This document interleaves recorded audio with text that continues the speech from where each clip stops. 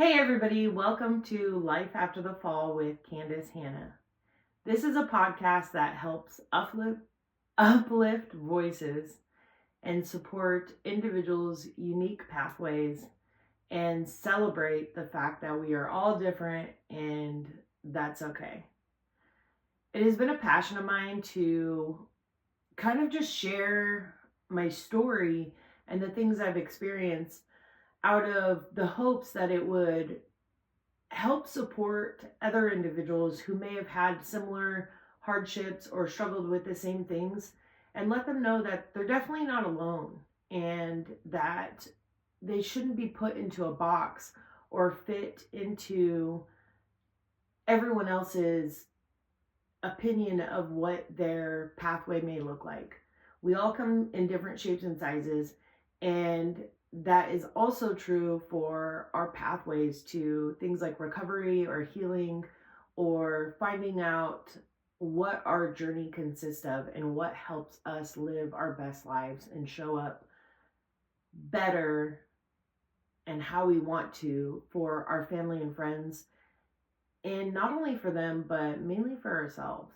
The driving force behind the podcast that I've created is because of the hardships that I've experienced. I've just always kind of felt like I was alone in them, like it was very hard to talk to, like because I didn't follow a certain guideline or principles of like recovery or mental health, that it wasn't the correct one.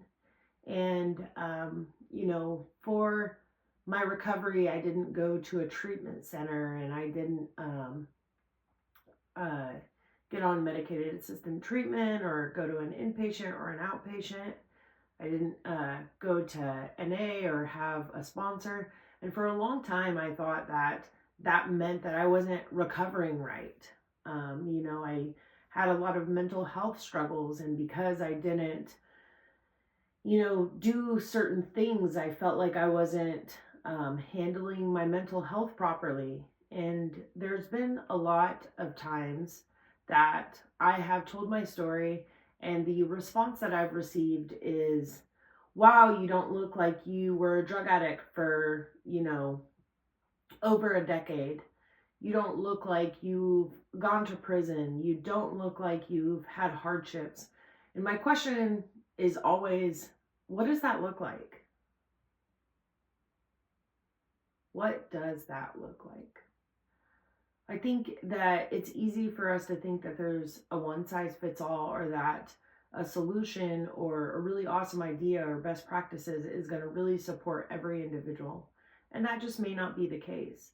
I think that the best we can do is help support and reduce the likelihood of future crisis and allow ourselves to be open to everyone having a unique pathway.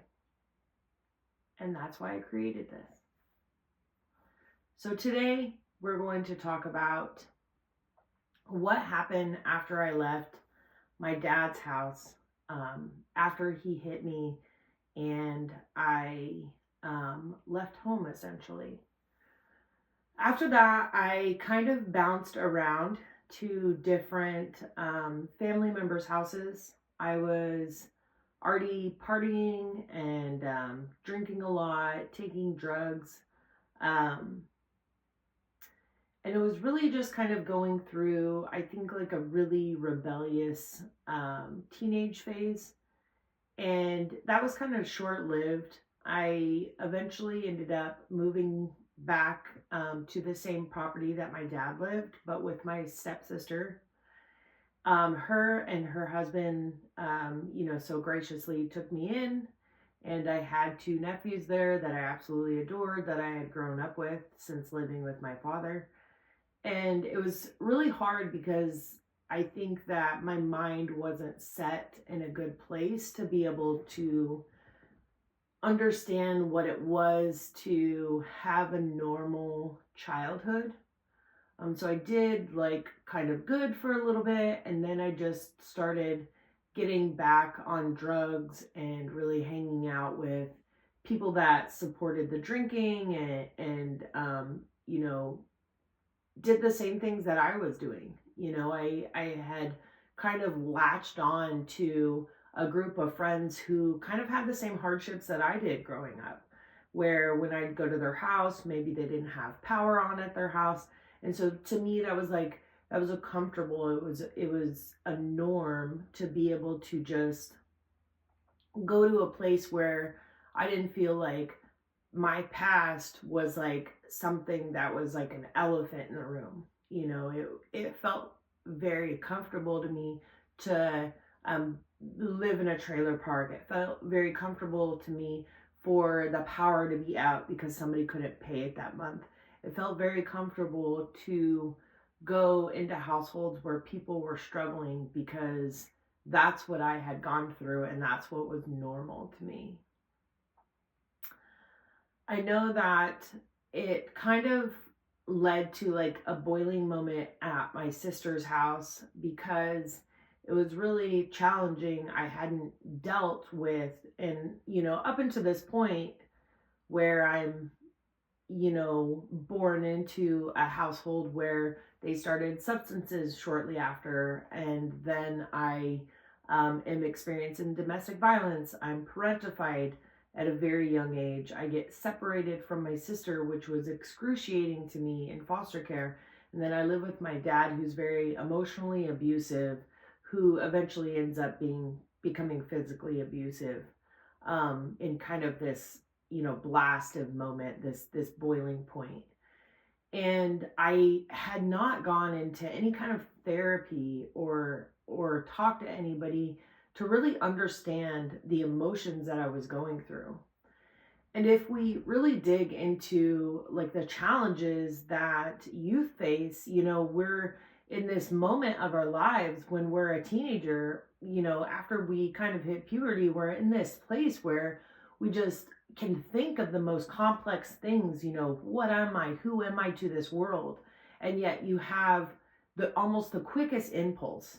And so if you have a thought to, commit suicide, or if you have a thought to really just get into drugs and drinking, like if you cater to that thought instantly, then you're already going down that pathway. And I think that's one of the biggest challenges is, what I wasn't taught then, or what I didn't think about or fathom at the time, was really my inability to cope with things that were happening around me. I think that is not something that came until my later life over the last 6 years. And I think that that's imperative for you to be able to really reflect on, things that have happened to you and being able to understand it and kind of heal from it. I don't like the word healed, but I think that we are always constantly healing and working towards striving to be a better person. And I didn't have that ability. And so I realized when I had this kind of boiling point moment at my stepsister's house that I screamed at her husband, you're not going to hit me like my dad. And when I reflect back on that, I can see how challenging it was that I was still dealing with this for a year and a half, and I had yet talked to anybody about what it felt like to live with a man who told you that you couldn't call the person that you knew as your father dad, that you couldn't call your mom because she couldn't take care of you, and that every day was another day for him to tell you that you're only 76.9% his because that's what the paternity test came out to. And I think being able to deal with that kind of hurt and pain and really anger would have helped support me make different decisions. And I think that a lot of people think that children's basic needs and helping support them is like the main function of creating like a healthy, happy adult. I think that for children that have experienced a lot of trauma, it's more than that. I think that we need to look into the hardships and the times that they've been so uncertain or so angry and not been able to express it or been forced to bottle it up. I think that's really important to allow for those breakthrough moments to create a healthy and happy adult. From there, I had decided to move out on my own. This was, I think, about when I was 15 or 16. I had just started spiraling after my best friend had passed away. His name was Jesse Kwiatkowski, and he was one of the best people that I know. And I had lost him my sophomore year. And I think it was one of those things that I had mentioned that I wasn't able to learn how to cope from. And what it led to was me expressing all this anger and all this emotion through drinking and drugging continuously, and kind of going down this path and this lifestyle of really pushing people away because the one person that I had talked to about everything was no longer there. And I decided to move in with my friends. That was kind of short-lived. I ended up moving out on my own shortly after that, and just living from person to person. I've lived with an ex-boyfriend and his parents. I've lived with an ex-boyfriend and their cousin who owned a house. I've lived with a guy that I just met, and I'm bouncing around and living in all these places. And meanwhile, I'm still drinking and acting like I'm 21 and acting like I have an adult authority because I'm on my own and I'm no longer bound by the restrictions of school. I've dropped out at this point. There's no point in me going, I felt like. And I'm dealing with the nuances of being an adult, of being a new adult, without any of the legal ability to actually do adult stuff. I really can't go to the bar. I can't rent an apartment. I can't go and buy a house. But I'm working. I'm getting a paycheck. I'm doing all these things, but I'm not able to, go to the car dealership and get a car. Like, I'm not able to really go do anything that requires you to be 18 or 21 and older. And I'm just living life. I'm living life bouncing from house to house, really uncertain about where my life is going, and still bottling up all these emotions and having a true passion for helping people who have gone through hardships themselves and that I see have had a similar upbringing as me myself. And I get to a point where when I'm 18, I finally am able to get my own apartment. And I live there with a boyfriend. We take on his niece for a little bit. And so we're kind of playing house, if you will. Freshly 18, I'm working. He's kind of getting into some trouble. And I'm like trying to help support his family in whatever way I can, because he's had a similar upbringing as mine where, his mother had struggled with substances and just very similar to the stuff that I had struggled with. And from this point, I'm making the decision of I want to pay to bail him out of jail instead of pay my rent. And slowly it just gets to this point where, I'll pay half of rent and then I'll bail him out, and then I'll pay no rent and bail him out. And so it's just kind of piling up to this point where I'm not paying our rent for a few months, and we get kicked out, and he goes to jail for a final time, and I just don't know what to do, and everything comes crashing down upon me, in my existence of becoming an adult, and having the legal ability to do adult things.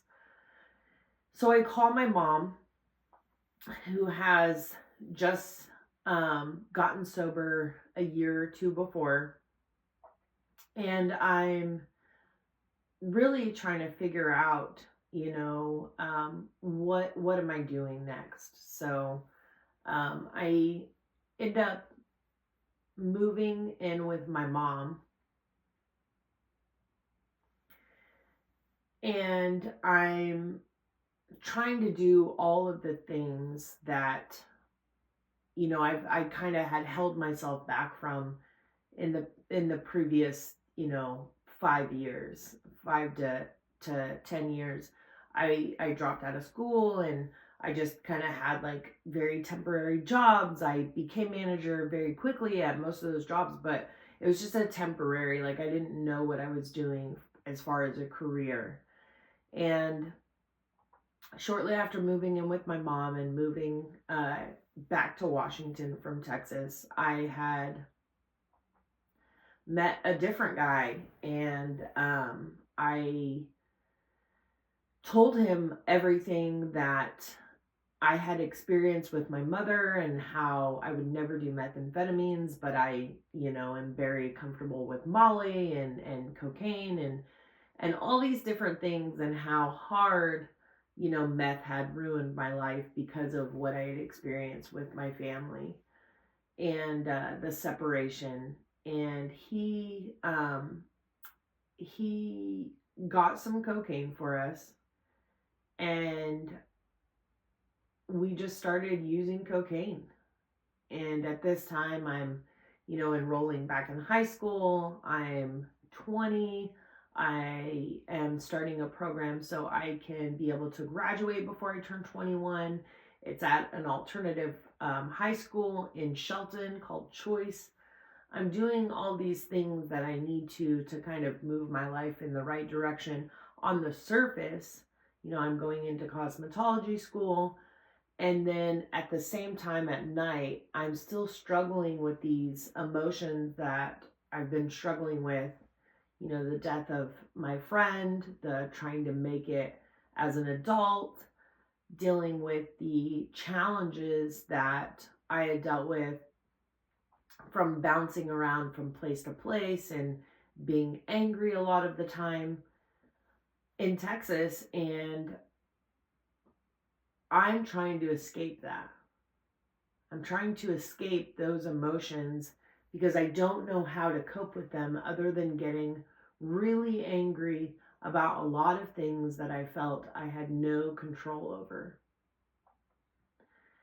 And I wake up one day, and it's been 3 years. It's been, just a couple of years of me using and fighting with my mom, and trying to learn how to have a relationship with her while she's clean and I'm on drugs.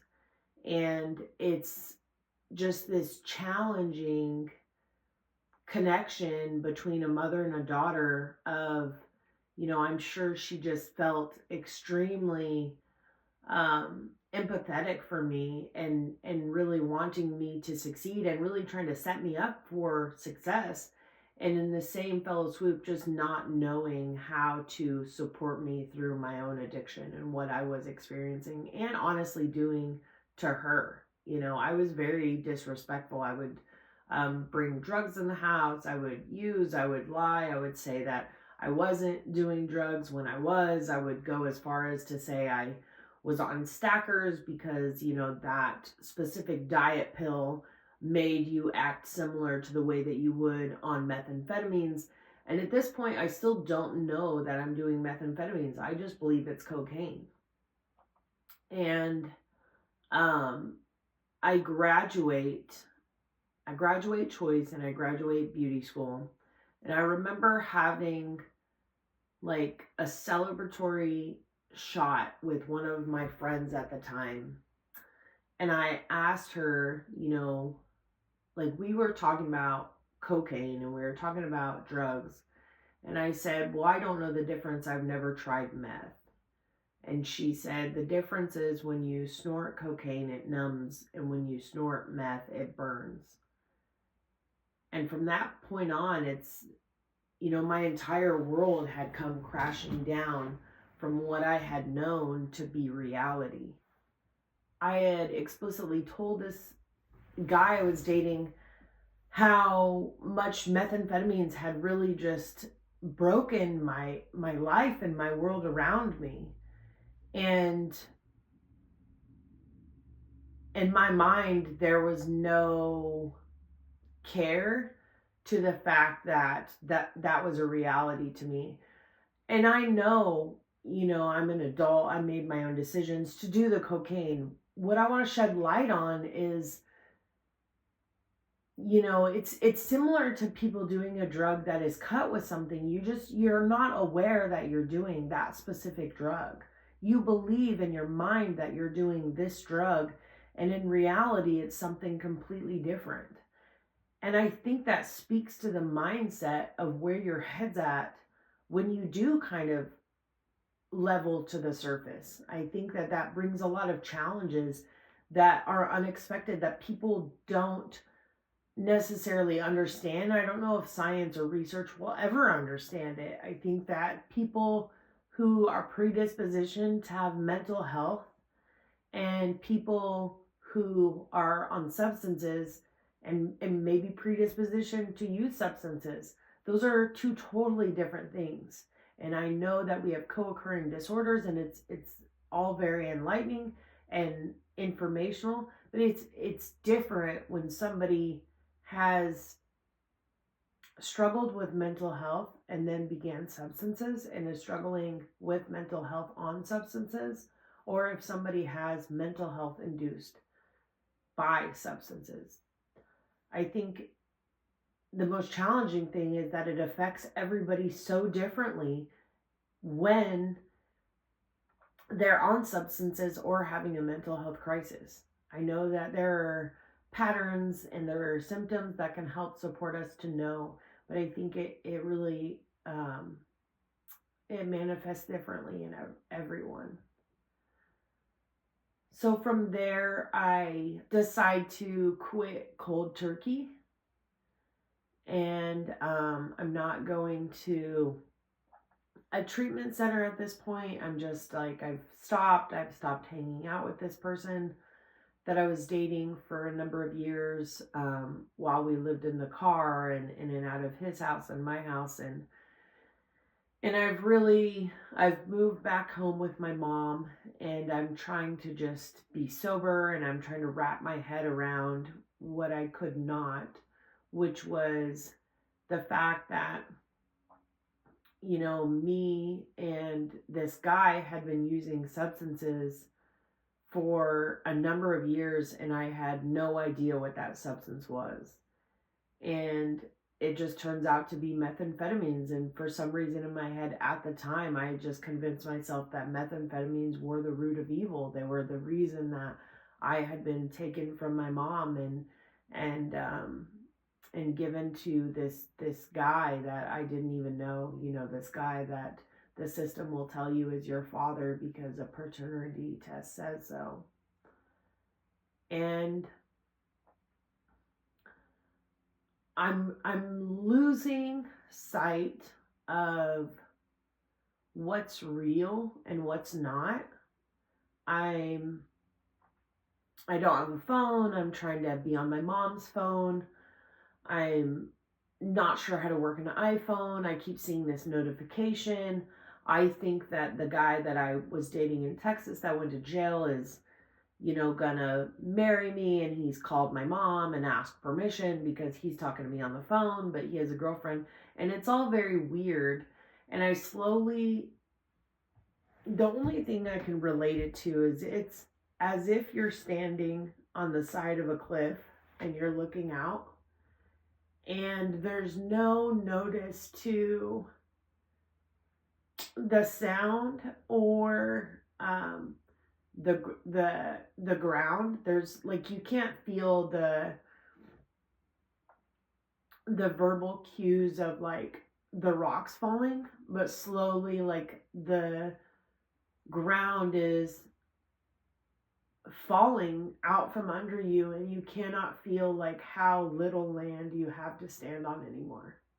It's just slowly deteriorating under your feet, and that's how I felt my mind was. I I had a lot of family members that I think struggled to relate to me at this time. I know that they were all worried, and I love every one of my families, my Washington family and my Texas family, and I know that they really tried to help me at this time, and I think that they weren't aware of, what exactly was happening. And so throughout this specific period, a lot of people think that I'm using drugs again, and they're just telling me, you're using, and we can help support you. And I'm just like, feel like I'm screaming, and like nobody's listening to me because I'm telling people I'm not on substances. I'm not on substances. Like, I don't know what's happening, but I'm not on substances. And then I feel even like, just like nobody's believing me. Like, I'm having a hard time like understanding why no one's believing me, or why this is happening the way that it is. How come people can't see the things that I'm seeing? So I'm starting to post things on Facebook for proof, and I'm trying to show like, look, I'm trying to show you this is exactly what's happening. And it's making people more worried about me. It's kind of furthering the belief that I am using drugs and I am on methamphetamines. And I end up going to my aunt's out at Skokomish Reservation. And I can't sleep. I'm drinking a lot of coffee at this time. I'm like really deep ingrained into social media. I'm trying to prove to everybody what's going on. I'm trying to prove, I'm like screenshotting things. I'm sending pictures. I'm doing this. And, it's not looking good for people who believe that I'm on methamphetamines, because it's the things that I'm showing people are like that I'm spiraling in a drug induced psychosis. In reality, I'm very uncertain about what is real and what is not real. And I'm having a psychosis without the substances. So I'm really having like a deep episode of uncertainty of what is happening around me. And I think being off substances, I think the added caffeine, I think social media, and I think my mindset and the pressure to show everyone, what was really happening. I think all that contributed to the challenges that I was experiencing, and eventually leading to this boiling point of ending me up in the under psychiatric care for the Mason General Hospital. And what ends up happening is that night I walk from the Skokomish Reservation back to Shelton. It's like wet and rainy. I don't walk the whole way. Somebody gives me a ride, but I asked for a cigarette from one of the Walmart employees because that's where they dropped me off. And I'm just like so irritated at like everything that's happening. Like, I think social media, people saying things to me online, I'm just like exasperated about what I'm dealing with. And I end up punching the pavilion at the Walmart. Like, they have a pavilion where employees smoke cigarettes, and I have punched the roof of it, and now my hand is hurting. Everybody in my family is awake. They know I'm not at my aunt's any longer. They're worried about me, so they send my cousin, who's an RN, to come get me and take me to Mason General Hospital in Shelton. At this time, I am, I'm believing them that it's just my hand that's going to get checked out. There's nothing going on. It's just my hand, and that's what's happening, is they're just gonna look at my hand and it's no big deal. And when I get there, the nurses are asking all these questions. I don't even know what's happening. I'm still very uncertain. I'm still very confused. And it's all just happening so fast. And I know that my mom and my aunt were very scared for me. And I know that they didn't know themselves what to do. And so they're talking to the doctor, and they're telling them, what's been happening and all the symptoms. And for me at this time, I'm still under the belief that it's just going to be my hand that they look at. And so I keep asking if I can smoke a cigarette.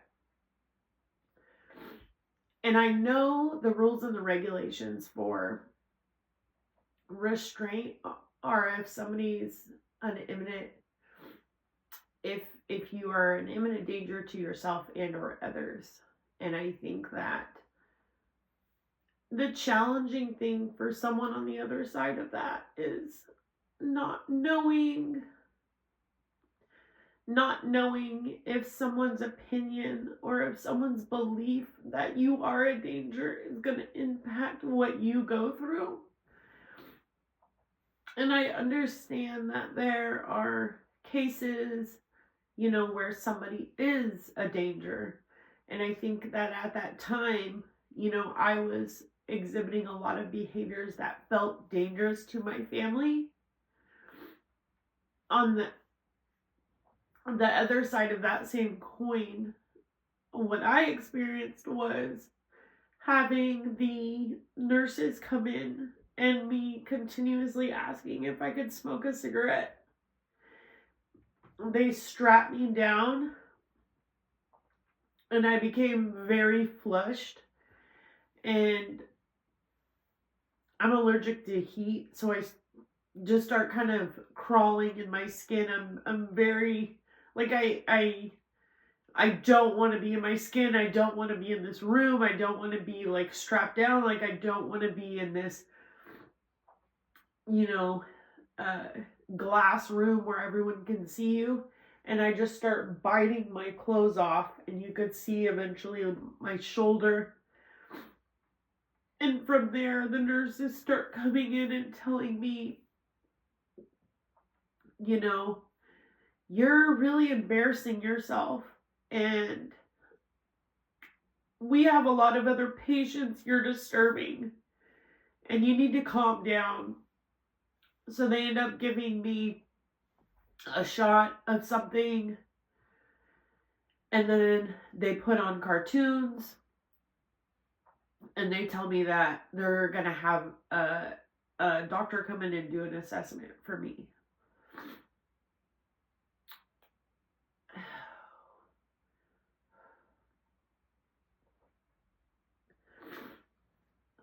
When the doctor comes in, she looks a lot like my sister's grandma. And up until this point, my sister's grandma has, written me letters and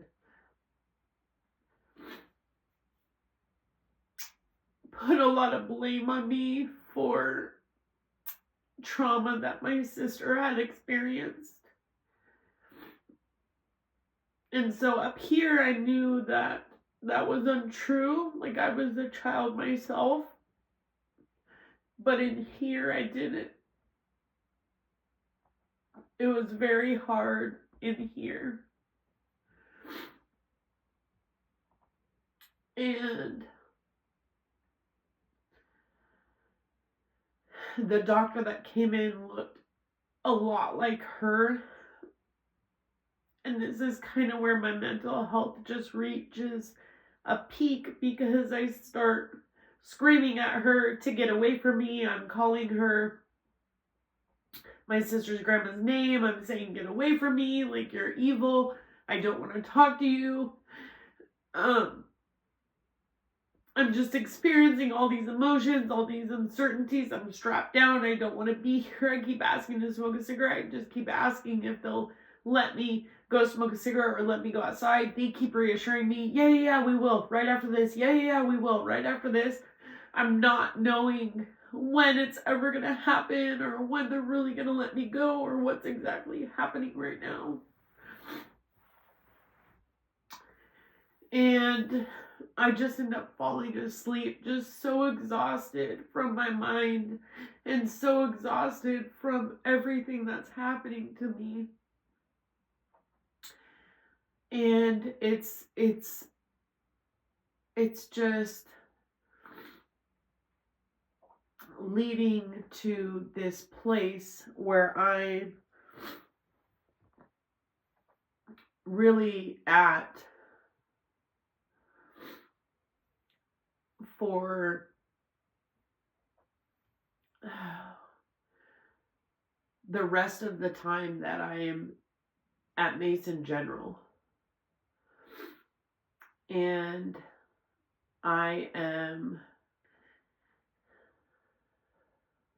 I'm in this headspace while I'm at Mason General, just not knowing really what's happening, what's gonna happen.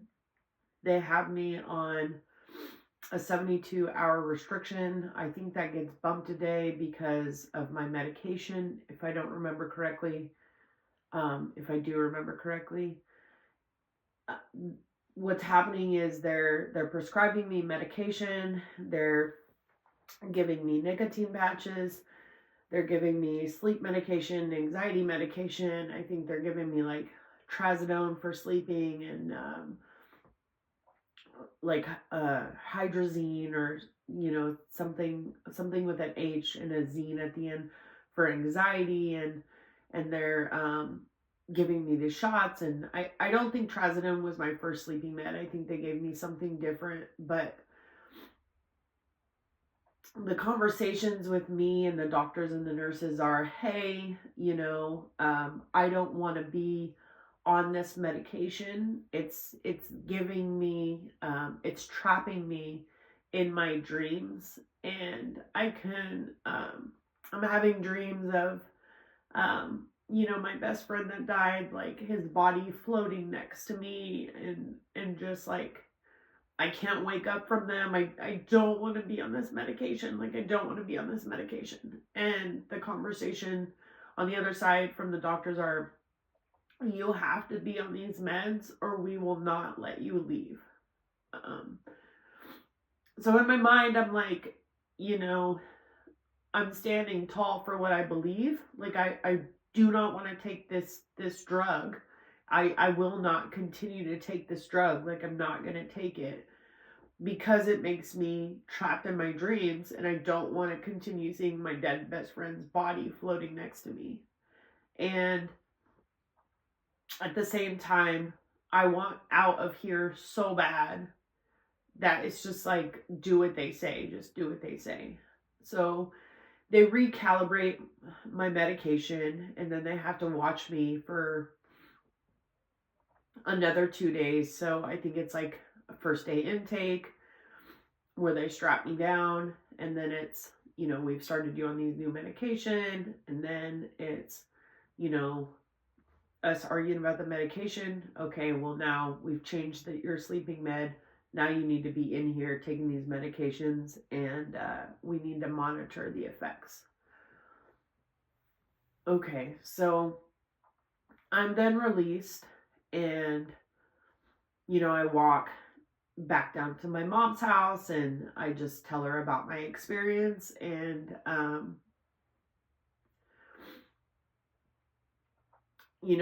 the kicker of the whole thing is how powerful our minds are for when we um, go through successes or hardships. To be honest, your mind can be your greatest ally, and it could also be the worst prison guard that you've ever experienced. And the night that I got home from the hospital, I had an extreme panic attack where I could not calm myself down. My uncle had to rush me back to the ER. They then had to give me another shot and kind of strap me down, give me a shot, and then I ended up just falling asleep again. I was released again, and I remember telling the doctor, I have lockjaw. I have lockjaw. And when I was having an anxiety attack, and she said, "That's no such thing. That's only dogs have that." But I was truly experiencing this thing that I can't even describe. It's like my whole body locking up and me not understanding what or how to do and just crying continuously.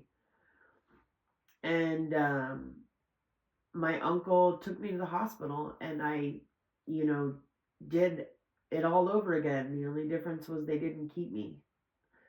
They gave me a shot and they gave me a prescription and they sent me on my way. And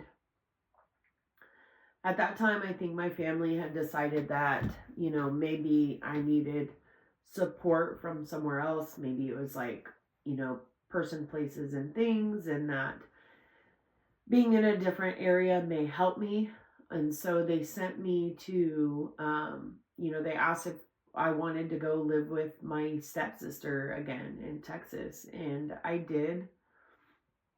And I bounced between her and my stepbrother. And I think that, my sister and my brother definitely tried to do their best and help support me. I think, like I've already stated, like my families, my Washington and my Texas family, I think nobody really understood the extreme nature of my mental health and what I was really going through, especially when it had butted up so close to my addiction.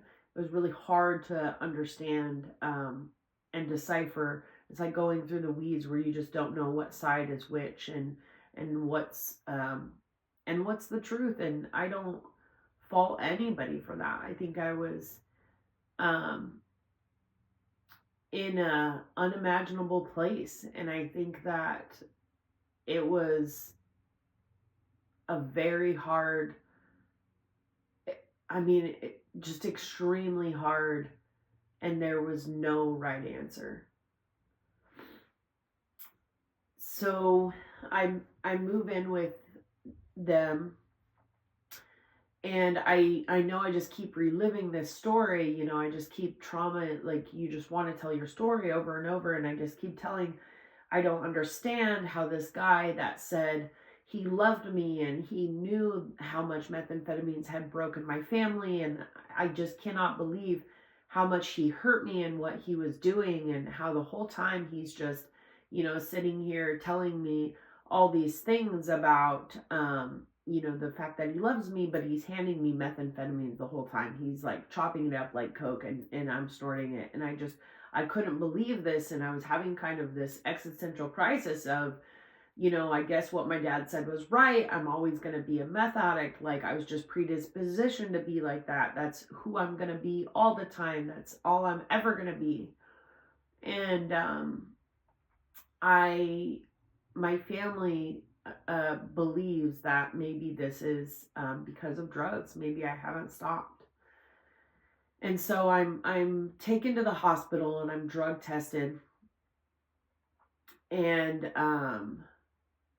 that test comes back negative, and I think my sister and my mom are talking, and my sister in Texas calling my mom in Washington, and everybody was really shocked that I was not on drugs, that it was, not the drugs that were having this impact of this exasperated mental health episode that I was having.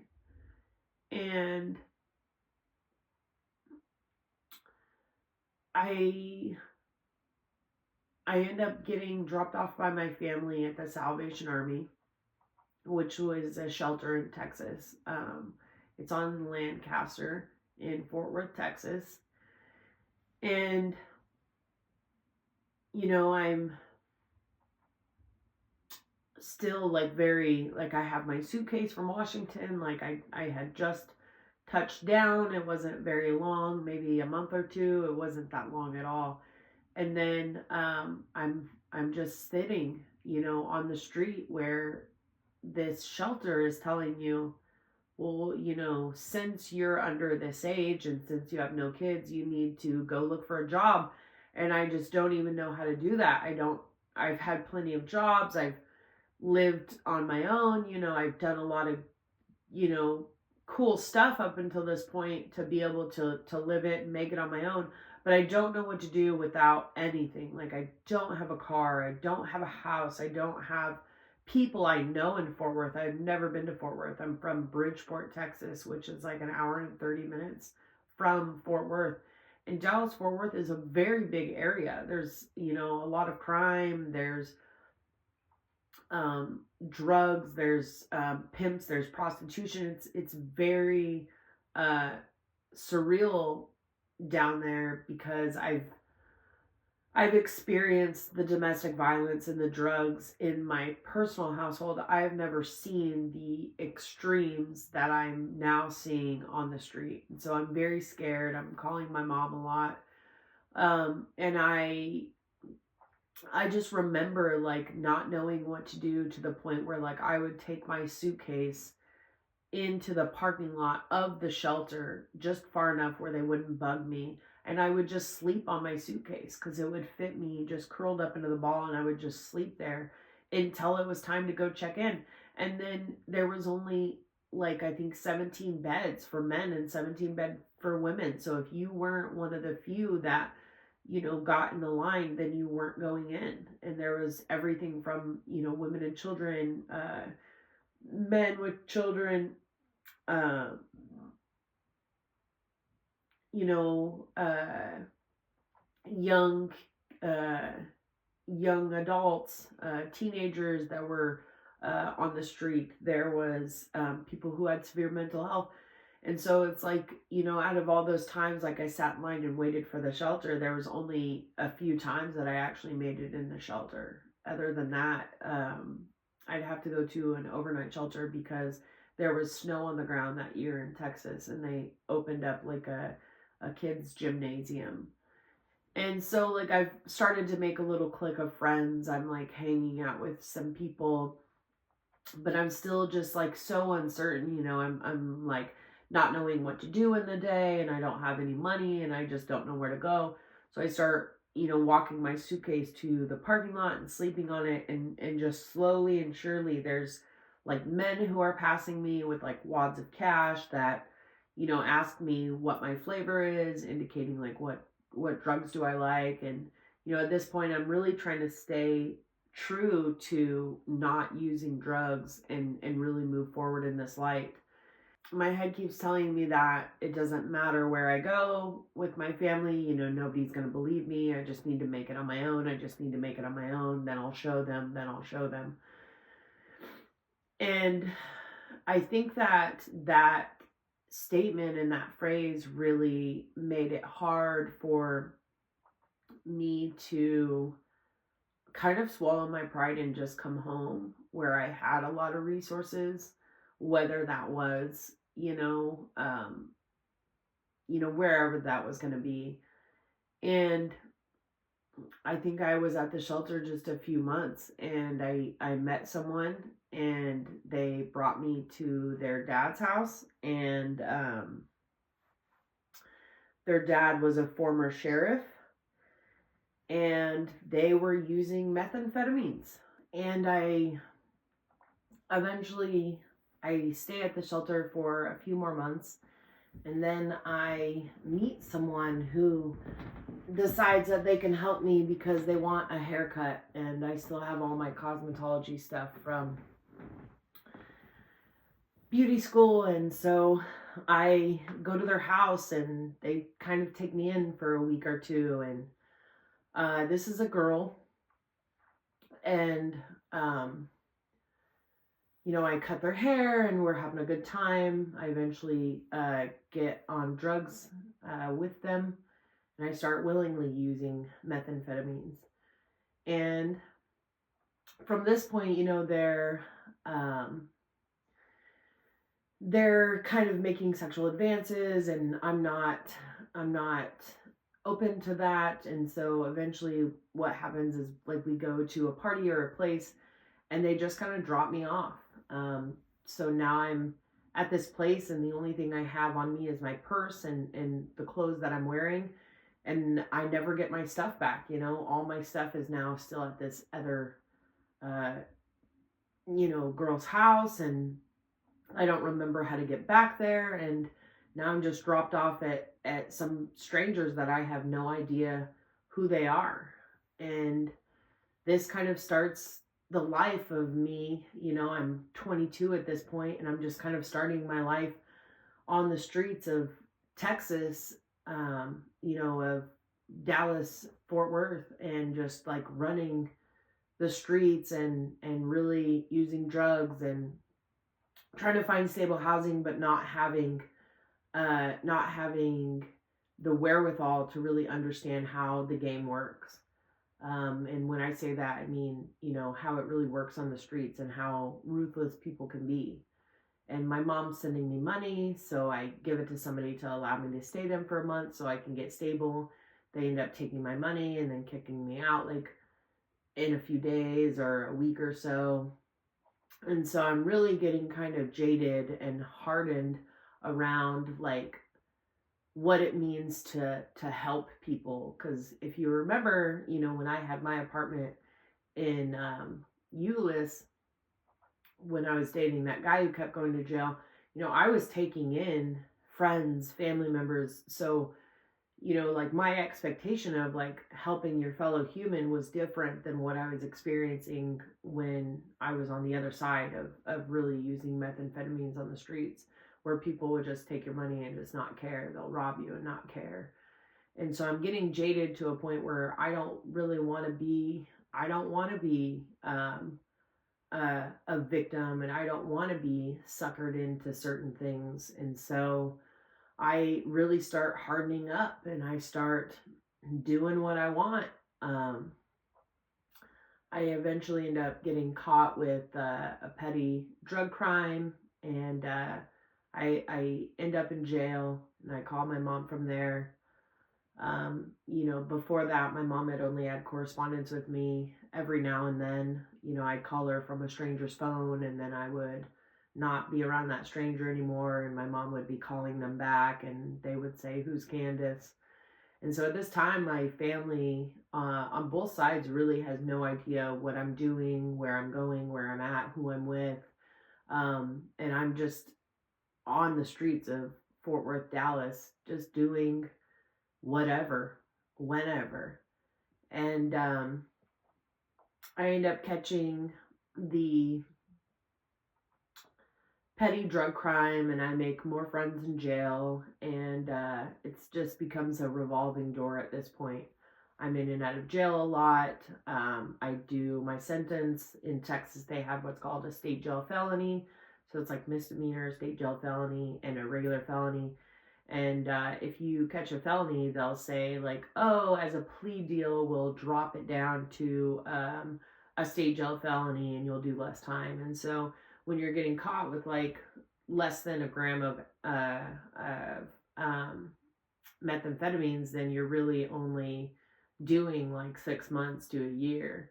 And so I'm in and out, just, year after year. And before that, I'd only been to jail for about a year on some weed charges as a juvenile. I got into a fight, but that didn't go on my record. And so I'm doing, all this stuff that I've never experienced. I'm like going to the county jail, and it's not just a tiny jail I went to before for the weed. It's this jail that's right in the smack dab center of the town of Fort Worth. It's called Tarrant County Jail. And I am just back and forth from the streets, from people living, and eventually I end up getting a boyfriend. And I end up moving in with him, and once again, it's the house that doesn't have hot water, and I feel very comfortable. And then eventually end up leaving him for another guy who is definitely showing up in the way that a lot of times my dad had showed up for my mom, just in a very abusive way. And it didn't start out that way, and I always told myself I'll never let a man hit me. And then I get with this guy, and says he's so in love with me, and I'm still very sick in my own addiction and my own mental health and my own self-worth and my own mind, really, where I'm not able to understand like what's healthy, and I'm not able to show up in the best way that I can for myself. And I start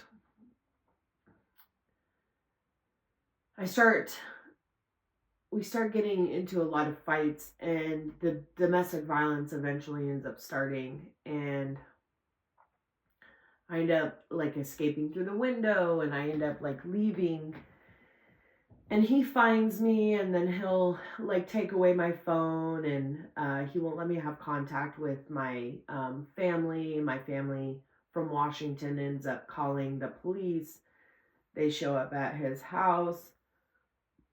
This is one thing I never understood, is when you're reaching out to,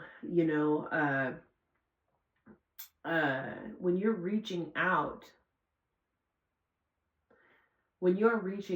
to like a law enforcement agency, and they show up, they will show up and just point blank ask you if you're in any danger with your abuser next to you.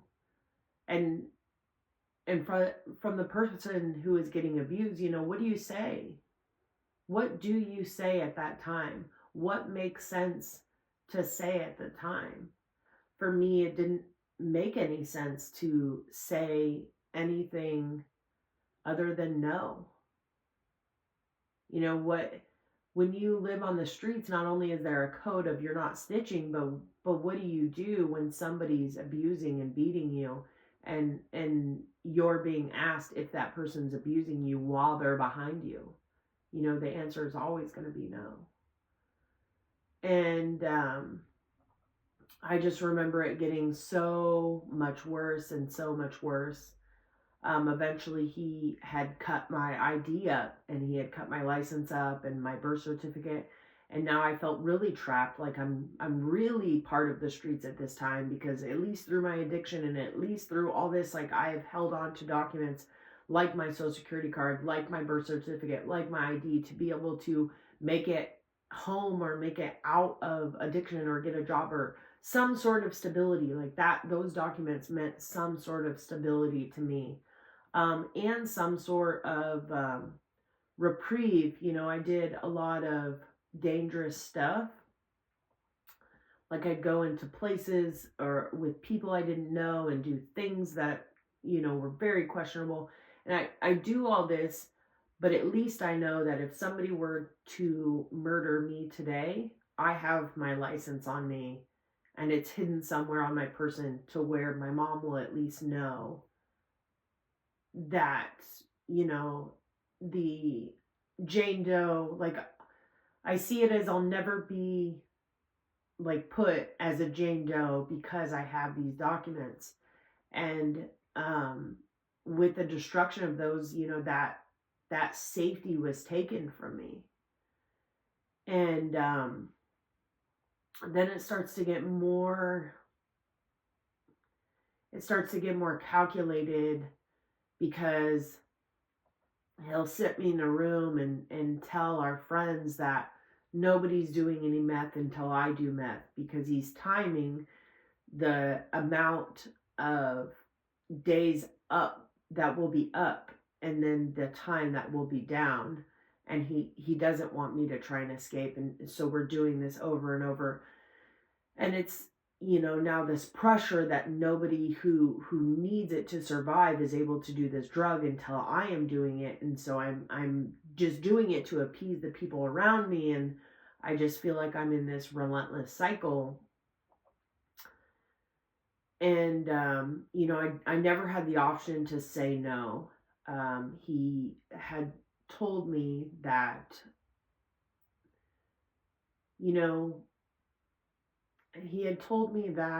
because I had consented to the first time that we had intercourse, that he didn't need the consent anymore. At that time, I didn't know what boundaries were. I didn't understand that I could have a boundary on my body. I didn't know that, it was mine and nobody else's to decide what they wanted to do with it. And, my mom's still calling jails and calling hospitals and calling morgues to find out where I am. And I'm just going through the motions, just trying to bide and wait and just find a time where I could really escape and be free. And people were afraid of him. People were afraid of him, and people were afraid to help me. And from there, I catch 13 felonies, because the situation with him kind of boils to a head. We're living in the car. His grandma has kicked us out. He has told me that he has these checks, or this check, and, it wasn't abnormal for him to have a check, because his grandma would write him a check so he wouldn't have cash for drugs. And he says, I'll drop you off if you just cash this check for me. And so I did. I cashed a check in White Settlement, Texas, and in a Chase bank through the drive-thru. And he made me drop him off in front, and they came and got me in the drive-thru, and he walked away. And they charged me with everything that was in that car. There were scales, there was, needles with pulled back substances, there was meth, there was pipes, there was people's identification, there was people's bank account information, there was forged checks. And, I knew about the drugs. I didn't know the extent of the checks. And, I get arrested, and then he finds a way to bond me out. And then we both ended up going to jail at later times down the road. And, I'm receiving letters from him while we're both in jail. And then about 2 months later, I start receiving letters from him while he is outside of jail. And I've now made the connection, and my lawyer is informing me that he wrote an affidavit on me and said everything was mine. And my public defender is telling me, like, you already have drug charges. You need to just sign for this 7 years. That's what you need to sign for. It's you did this. You need to just sign for it. And, like your lifestyle is what got you here. And it's very frustrating because before then I only had 2 petty drug crimes, 2 petty charges um, um, of possession under a gram of methamphetamines. And to then be told that now you have to do 7 years is an extreme. You're like, hold on, what is happening right now? And I felt unsure. I didn't know what I was supposed to do. And I felt very frustrated, but I didn't want to give up. And I was very stubborn. I'm very stubborn still.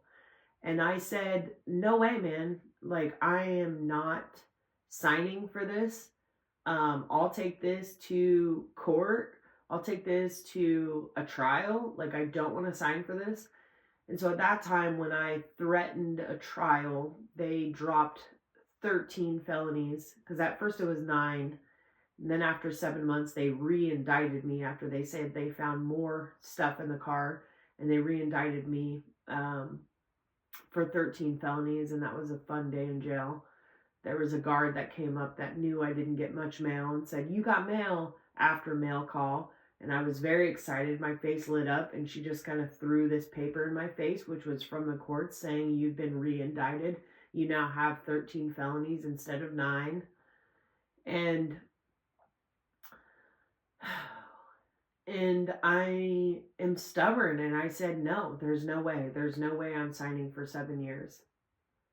And from there, I ended up signing a plea deal because they dropped all but 3 felonies. They said, we will drop all of them except for these 3. It was possession. They didn't give me intent to distribute. They dropped it down to just the possession of what it was. The forgery and the fraud.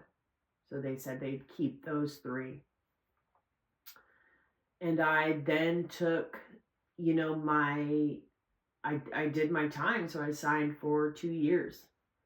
And I did my time. I got sent to prison. It's what we call a turnaround, because I had already done a year in county trying to fight this. I was in county for 15 months trying to fight this, preposterous charge to me, because like I have this affidavit, and like I'm just so uncertain about what's happening right now that I'm pissed off, to be quite honest. I just feel like I've been abused and misused, and all for what? And so I take that I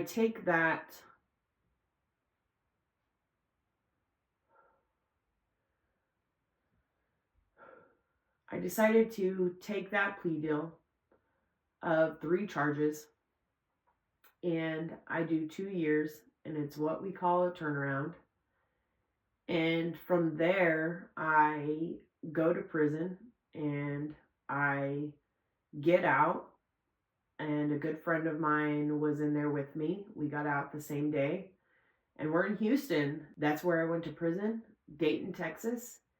And they take you to a bus station, and they drop you off, and then there's an outside agency that comes and helps support you getting a bus ticket to wherever you live in the state of Texas, because Fort Worth to Houston is a long trip. Don't quote me on this, but it's like an 8 to 12 hour trip.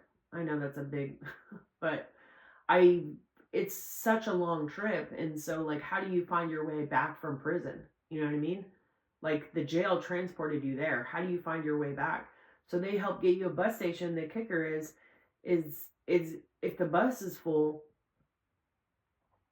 you don't know when you can go.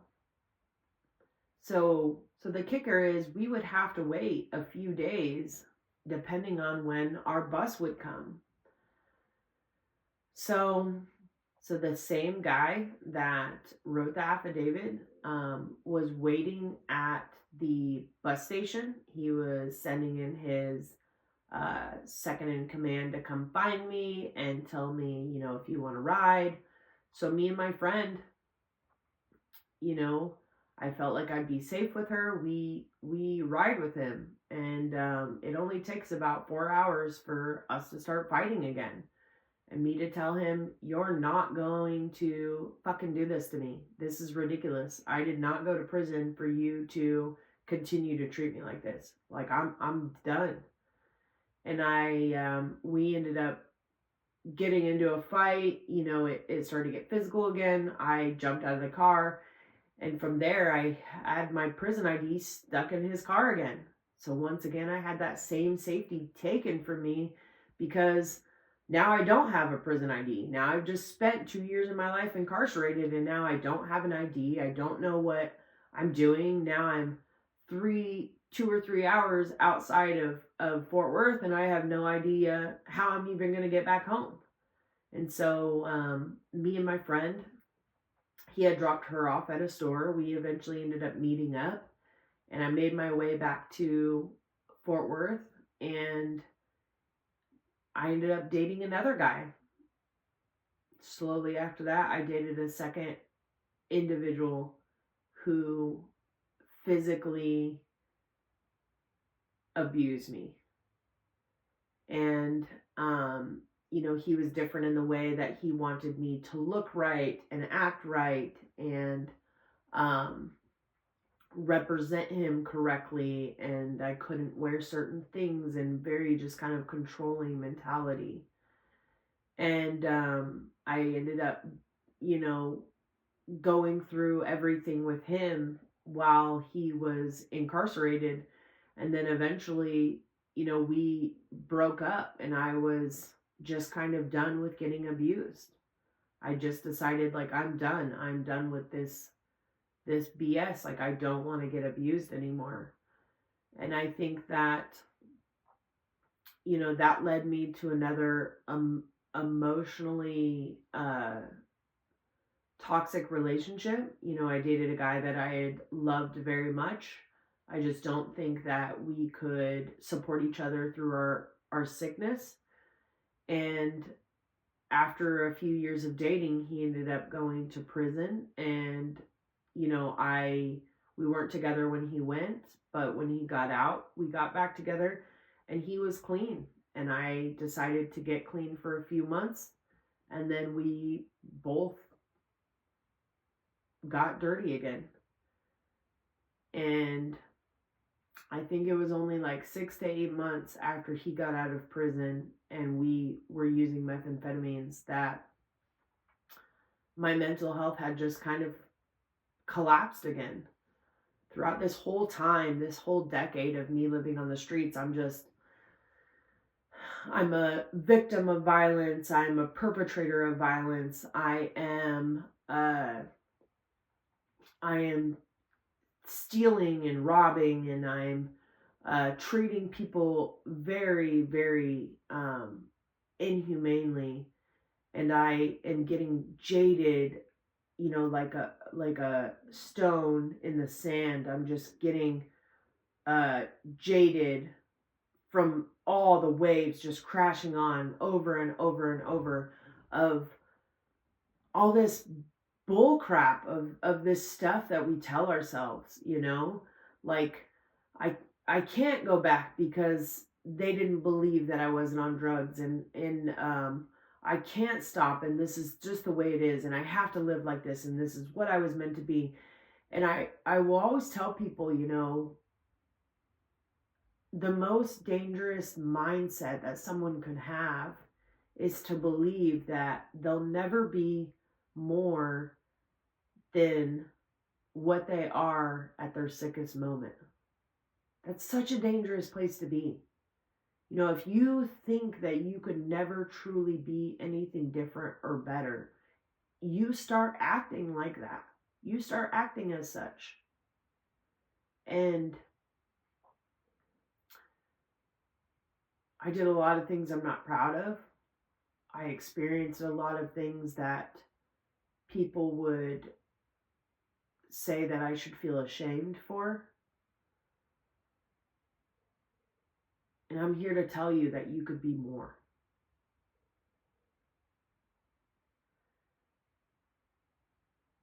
And after I spent, that time with that guy, and I was living in a house that had a lot of roaches, and, I was kind of projecting my sickness onto this guy I had adopted as my little brother, David.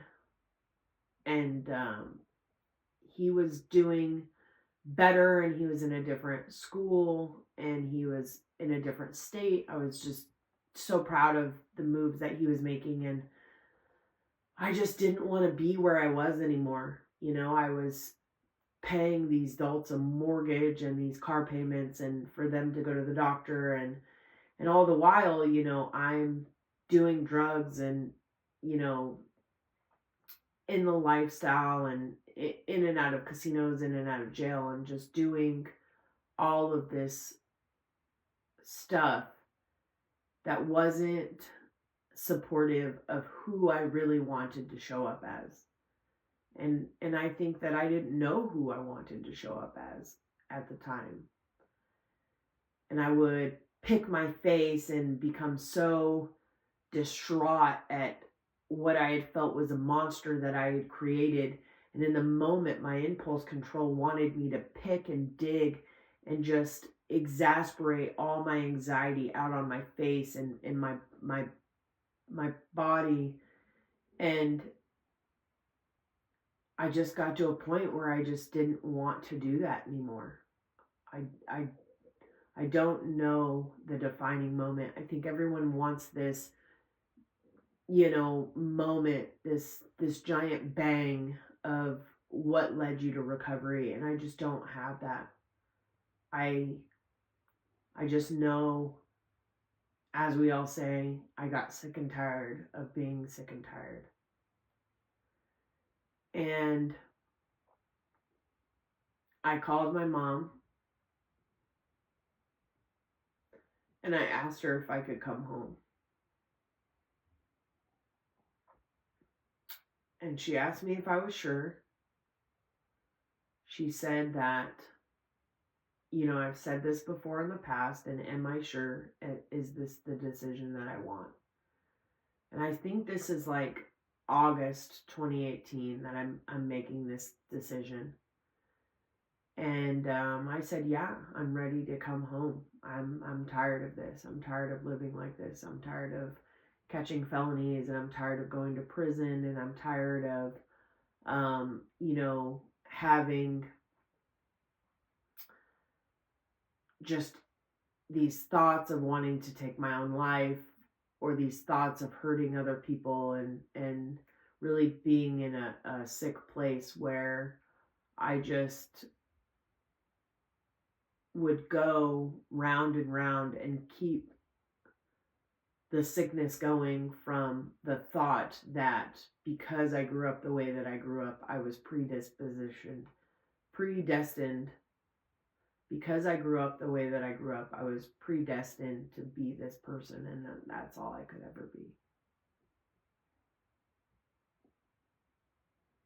And she said, okay. She said, okay.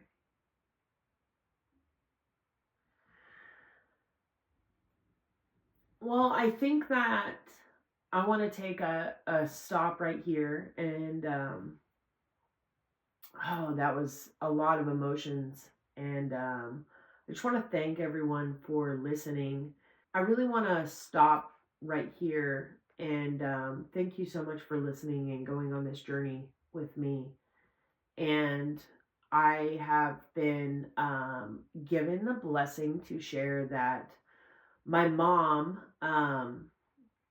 was not only got sober around the time that I was in high school, so she has been sober for over a decade now.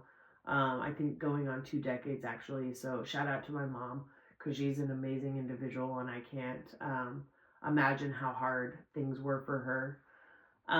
But also that she was the first in our lineage to graduate college. And that's such a big accomplishment. And so I'm so proud of her. Another few things that I wanted to add was that my aunt, my uncle, and my cousins have always been a safe place for me. I always remember that I have the ability to go to my aunt Donnie and my uncle Trav's place, and that's always been a safe place for me. Please go check out his LLC. He makes beautiful jewelry with stones that he actually finds himself, tumbles himself, and creates himself. So it's super awesome. It's originalnativerocks.com. And I'll put the link in the description. And then the final kind of shout out that I want to do is for my Texas family. That I really appreciate them just continuously being there for me, and kind of keeping that space open for me to be there and be a part of their family. I know that my dad is no longer married to my stepmom Janice, but her and her family have continued to just welcome me with open arms, and that's definitely a huge part of my life that I'll never let go of. And I just want to thank my entire family for just believing in me that I could get through all of the challenges and the struggles that I have when I was in addiction. A few decades in addiction is a long time, but I just thank each and every one of you for never giving up hope and always believing in me that I could come out of this and create this amazing life that I've created. So thank you so much.